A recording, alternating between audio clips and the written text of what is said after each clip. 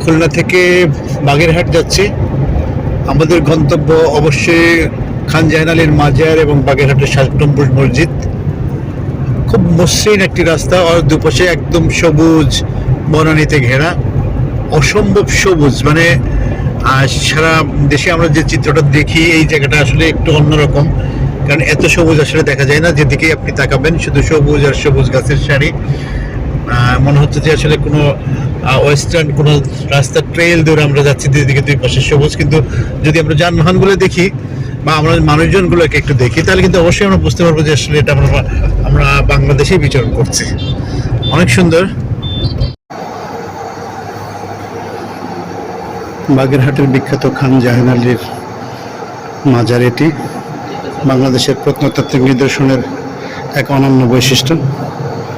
1500 শতাব্দীতে দিল্লির সুলতান নাসিরউদ্দিন মাহমুদের সময় খান জাহান আলী এই এলাকাতে তার বিশাল একটা খেলাফত প্রতিষ্ঠা করেছিলেন এবং তিনি মৃত্যুর পর এখানে তাকে দাফন করা হয়।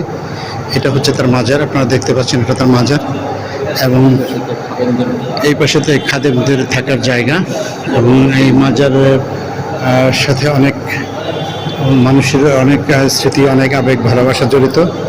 এবং মাজারের পাশে রয়েছে একটি বিশাল দিঘি, প্রজাদের জন্য সুপেয় পানির, মিষ্টি পানির ব্যবস্থা করার জন্য এই দিঘিটি উনি খনন করেছিলেন। আমরা এই মাজারটি দেখছি। এই মাজার কেন্দ্রিক বিশাল সংখ্যক মানুষের জীবনযাপন এবং তাদের জীবনাচার সংস্কৃতি নির্ভর করছে। যদি কেউ আসেন কখনো, তাহলে নিশ্চয়ই এই মাজারটা আপনারা দেখবেন। এবং মাজারে খাদেম যারা আছেন তারা এটাকে খুব যত্নের সাথে রক্ষা করছেন। আমরা আসলে এটার এই মাজারের পবিত্রতার পাশাপাশি এখানে যে সৌন্দর্য, সেটা আসলে আপনাদের দেখাতে চাই। ওই যে দেখতে পাচ্ছেন, এটা হচ্ছে মাজারের মূল ফটক, এবং এটা কেন্দ্র করে আরও অনেক খাদেম সহ সবার থাকার যে বিভিন্ন জায়গাগুলো আছে সেগুলো চারপাশে আছে, এবং মাজার কেন্দ্রে একটা মসজিদও আছে। অনেক সুন্দর একটা প্রত্নতাত্ত্বিক নিদর্শন এটি। বাগেরহাটের খান জাহান আলী মাজার সংলগ্ন বিশাল দিঘি, মানে এত বড় দিঘি আসলে খুব কম দেখা যায়। শ্রুতি আছে যে খান জাহান আলী সাহেব যেখানে গিয়েছেন ওখানে একটা মসজিদ নির্মাণ করেছেন এবং একটা দিঘি নির্মাণ করেছেন, এবং কালের গর্বে অনেক দিঘি হয়তো হারিয়ে গিয়েছে।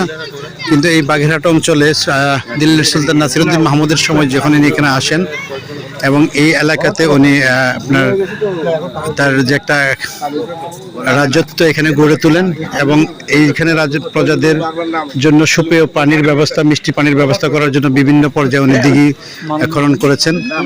এবং দিঘিটা বিশাল একটা দিঘি দেখতে পাচ্ছেন। যদি এখন সন্ধ্যা হয়ে গেছে, আসলে সবকিছু দেখা যাচ্ছে না, কিন্তু দিঘিটা আসলে অনেক বিশাল এবং অনেক সুন্দর। এবং দিঘির পাড়েই রয়েছে তার মাজার, এবং এই মাজার কেন্দ্রিক অনেক মানুষ আছে, তাদের জীবন জীবিকা থেকে শুরু করে অনেক কিছুই এই মাজারের উপর নির্ভর করে। আমরা এসেছিলাম মাজারটা দেখতে। তো যারা ভ্রমণ পিপাসু মানুষ, আমাদের দেশের প্রত্নতাত্ত্বিক নিদর্শন সহ ইতিহাসকে যারা জানতে চান, তাদের জন্য খুলনার এই খান জাহান আলীর মাজার এবং মাজার সংলগ্ন যে বিশাল দিঘি, সেই দিঘিটা একটা অবশ্যই উপভোগ করার এবং দেখার মতো বস্তু হতে পারে। আশা করি আপনারা দেখতে আসবেন। বাংলাদেশের প্রত্নতাত্ত্বিক নিদর্শনের এক উজ্জ্বল দৃষ্টান্ত বাগেরহাটের এই ষাট গম্বুজ মসজিদ। 1500 শতাব্দীতে দিল্লির সুলতান নাসিরউদ্দিনের সময়ে খান জাহান আলী এটা নির্মাণ করেন। জনশ্রুতি রয়েছে যে এটার যে নির্মাণ কাজের জন্য যে ইট বা সুরকি যেগুলো ব্যবহার করা হয়েছে, এগুলো রাজমহল থেকে আনা হয়েছিল। এবং এটার যে নির্মাণ নকশা, তার সাথে টার্কিশ যে নির্মাণ কার্য, তার অনেক সাদৃশ্য আছে বলে আমাদের এখান থেকে জানিয়েছেন। এখানে এই বিষয়ে বিশেষজ্ঞ আছে, আমরা তার সাথে কথা বলবো। আসলে আমরা একটু সামনে যে কথা বলি, এই যে এটার যখন এই যে ইট এবং এটার যে নির্মাণ কার্য নকশা, এগুলো কোথা থেকে আনা হয়েছে আপনি এটা জানেন? আপনি কতটুকু জানেন? এইখানে যে ষাট গম্বুজ মসজিদটা নির্মাণ করা হয় স্যার, সুলতানি আমলের আদলে সেখান থেকে। এবং উনি এগুলো নির্মাণ করতে যেমন দেখবেন ওইখানে উপরে পানির যে ইগুলো আছে, খাতগুলো যেগুলোতে পানি প্রবাহিত হয়, সেগুলো স্যার বলা হয় যে ঈশ্বর থেকে, শ্রীলঙ্কা থেকে আনা। ভিতরে যে পাথরগুলো স্যার যে গেলে দেখতে পারবেন, পিলারের যে পাথরগুলা, সেগুলো হচ্ছে দিল্লি থেকে আনা, এই ভারত থেকে আনা। এগুলো বলা হচ্ছে যেগুলো রাজমহল থেকে আনা হয়েছে। রাজমহল মানে এটা হচ্ছে যে ওই যে আপনার রাজশাহীর যে এলাকাটার না স্যার, আসলে এগুলো হচ্ছে একটু মানুষের মুখে মুখে প্রচলন আছে, এরকম মসজিদটা এক রাত্রে হয়ে গেছে এরকমও প্রচলন আছে, তো এগুলো হচ্ছে সেটা না, সেটা হচ্ছে এটা যে ষাট গম্বুজ নামকরণ করা হয়েছে কেন? এটা ষাট গম্বুজ নামকরণ করার পিছনের বিষয়টা হচ্ছে গম্বুজ কিন্তু 7টা না, অনেকে ভাবে যে 7টা গম্বুজ এই কারণে এটা নামকরণ করা হচ্ছে 60 গম্বুজ। না, গম্বুজে আমরা টোটাল গম্বুজ হচ্ছে 4 কোণায় 4টা এই ইট সহকারে 81টা গম্বুজ, সর্বমোট 81টা গম্বুজ আছে, মাঝখানে হচ্ছে 77টা, 4 কোণায় 4টা টাওয়ারে, সেটা হচ্ছে 81 মিটার। এখন তাহলে এটা এই 60 গম্বুজ নাম হওয়ার কারণ হচ্ছে দেখবেন স্যার, এটা হচ্ছে যে এটার উপরে যে ছাদটা আমাদের যেরকম এখন বর্তমানে যে স্থাপত্যগুলো ছাদ করা হয়, রূফ দেওয়া হয়, এখানে কিন্তু স্যার রূফ নাই, রুফলেস। এবং হ্যাঁ, এবং এখানে যে পিলারগুলার কিন্তু ফার্সি শব্দ হচ্ছে খাম্বাস, খাম্বা। সেই খাম্বাস থেকে স্যার হচ্ছে গম্বুজ, এখানে কি 60টা করে সেই গম্বুজ আসছে, 7টা খাম্বা স্যার, 7টা পিলার আছে, ভিতরে গেলে দেখতে পারবেন 7টা খাম্বা আছে, সেই খাম্বাস থেকে গম্বুজ। এবং উপরে যে ছাদ, সেই ছাদ অপভ্রংশ ভাষায় পরিবর্তিত হয়ে ষাটে রূপান্তরিত হয়েছে, ওইখান থেকে খাম্বাস, গম্বুজ আর হচ্ছে 60, এই মিলে হচ্ছে 60 গম্বুজ মসজিদ। এটার নাম খুবই ভালো, খুবই ইন্টারেস্টিং। আমরা আসলে 60 গম্বুজের নামকরণেরটা কিছুটা জানলাম। আসলে এটা যে মানে কি বলবো, এটা নিয়ে অনেক গবেষণা আছে, অনেক বই পুস্তক আছে, সেগুলো পড়েই আসলে আমাদের নিশ্চিত হতে হবে। এবং যারা ভ্রমণ পিপাসু, যারা এই ইতিহাস ঐতিহ্যের যে বিশাল নিদর্শন এবং এত বড় একটা পুরাকৃতি খান জাহান আলী সাহেব যেটা নির্মাণ করেছেন 15শো শতাব্দীতে, এটা আসলে একটা পর্যটনের অন্যতম আকর্ষণীয় জায়গা। আপনারা আসতে পারেন। আমরা আসছি, আমাদের প্রতিষ্ঠানের আমাদের সহকর্মীরা আমাদের সাথে আছেন, আমাদের সাথে এখানে মানে কি বলবো আইন শৃঙ্খলা রক্ষার দায়িত্বে যারা আছেন তারাও আছেন। আমরা একটু ভিতরে যাব এবং ভিতরে যেয়ে আমরা দেখবো যে আসলে যাওয়াতে কোনো সমস্যা নেই না, আসেন প্লিজ। আসলে এই যে দেখছেন এই যে খাম্বাগুলো, এইগুলোই তো 60টা না? জি স্যার, পিলার দেখবেন 7টা, এই যে 60টা, এই 60টা পিলার থেকেই আসলে 60 খাম্বা থেকে মানে এই 60 গম্বুজ মসজিদের যে 60 নামক যে নামকরণ সেটা হয়েছে অনেকে মনে করেন।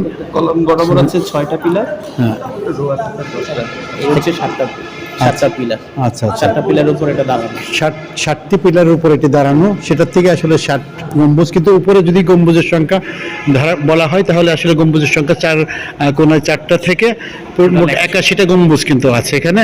তবে এটা আসলে এত সময় আগে এমন সুন্দর যেটা নির্মাণ শৈলী, আসলে এটা ঠিক চোখে না দেখলে বিশ্বাস করা খুব কঠিন যে এটা এত সুন্দর, এত চমৎকার করে এটা নির্মাণ করা হয়েছে। যে আসলে মানে কি বলবো, একটা সময় যে আসলে এটা পুরাকৃতি বা তাদের যে মানে টেকনোলজিক্যাল বা নলেজ কত মানে বা তাদের স্থাপত্যকর্ম কত উন্নত ছিল, তার একটা নিদর্শন কিন্তু আমাদের এই মসজিদ। হচ্ছে যেমন এই যে এই লাইনের যে ছাদগুলো দেখছেন স্যার, গম্বুজগুলো, এগুলো চৌচালা। উনি সুলতানি আমলের ইসের সাথে সাথে বাংলার যে ঐতিহ্য চৌচালা ঘরের, সেই ঘরের ডিজাইন অনুযায়ী স্যার দেখবেন এই যে এখানে যে 7টা আছে স্যার, এই 7টা হচ্ছে গম্বুজ ঠিক ওইভাবে করেছেন। আচ্ছা আচ্ছা, আমাদের আরো উনি জানালেন সেটা হচ্ছে যে বাংলার ঐতিহ্যের যে চৌচালা ঘর, মানে চারদিকের মানে 4 কোণার যে ঘরগুলো থাকতো, সেই ঘরের যে ঐতিহ্য সেটাকেও এই স্থাপত্যকর্মের মধ্যে নিয়ে এসেছেন। এবং সেখানে আসলে মানে কি বলবো, এটা আসলে খুব আশ্চর্য হওয়ার মতো একটা বিষয় যে এত আগে মানে এত স্থাপত্যকর্মে এত আধুনিকতা, ওই সময়ের প্রেক্ষিতে এটা সবচেয়ে আধুনিক বলা যেতে পারে, আধুনিকতা উনি নিয়ে এসেছিলেন। এটা আসলে আমাদেরকে বিস্মিত করে। আমরা পুরোটাই আস্তে আস্তে দেখবো, আপাতত আমরা দেখতে থাকি, আপনারা আমাদের সাথে থাকেন।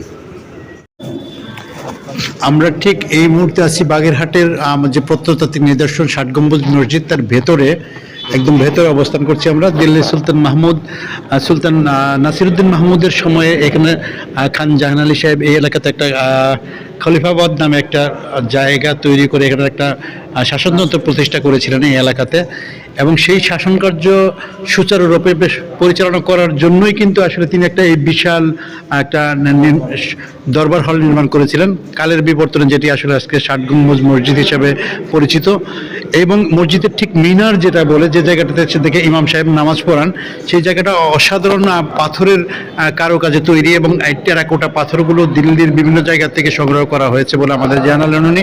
এবং আরেকটা অদ্ভুত বৈশিষ্ট্য হচ্ছে এই জায়গাটা দাঁড়ালে, ঠিক এমনি যে জায়গাটাতে এখন দাঁড়িয়ে আছে, যে জায়গাটাকে ভিডিও করছে, আপনি এই বিশাল মসজিদের বা বৈঠকখানা যাই বলি না কেন, তার যে কোনো স্থানে কিন্তু আপনি দেখতে পারবেন। অর্থাৎ শাসন কার্য পরিচালনার জন্য খুব আদর্শ একটা জায়গা ছিল এটি, যে এইখানে থেকে বৈঠক করে উনি পুরো মানে কোথায় কি ঘটছে দরবারে সেটা কিন্তু ওনার দৃষ্টি কোনো কিছুই এড়ানো সম্ভব ছিল না। এবং মসজিদের প্রত্যেকটা খাম্বা, যে 60টি খাম্বা, যে কারণে এটিকে আসলে 60 গম্বুজ মসজিদ নামে পরিচিত, সেই 60টি খাম্বা এমনভাবে নির্মাণ করা হয়েছে যে এখান থেকে বসলেও সেই খাম্বাও কিন্তু সবসময় সবাইকে আড়াল করছে না, সবাইকে কিন্তু দৃষ্টিসীমার মধ্যে নিয়ে আসছে।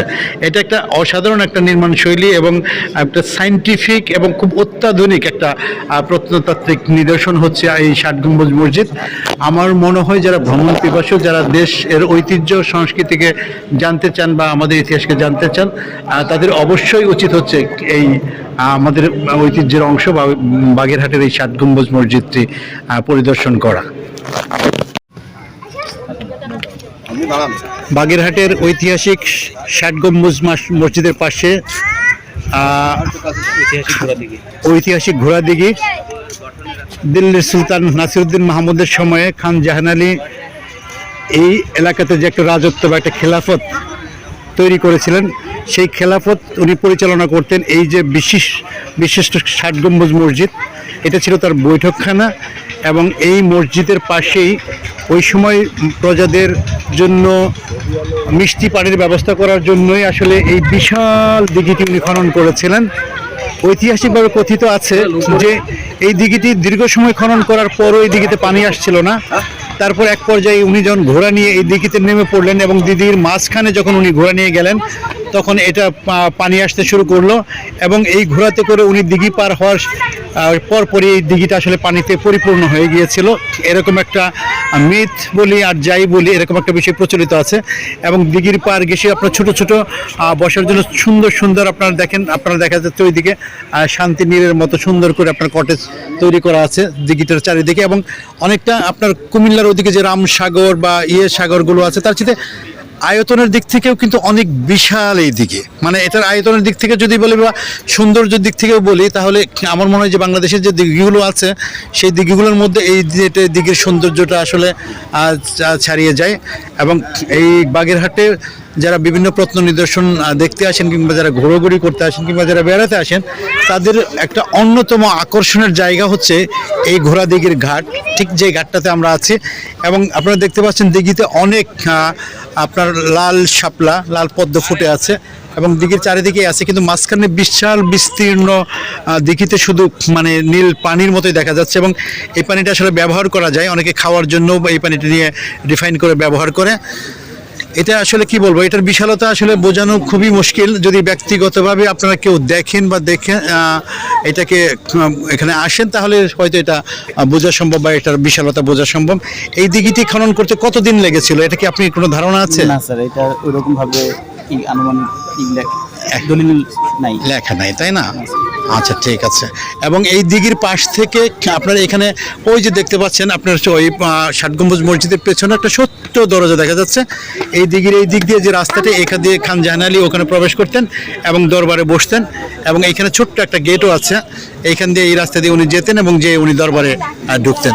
অসাধারণ সুন্দর এবং খুব আধুনিক স্থাপত্যকর্মের নিদর্শন যেমন এই 60 গম্বুজ মসজিদ, আর পাশাপাশি খুব প্রাকৃতিকভাবে খুবই মনোরম করে তৈরি করা হয়েছে এই দিঘি।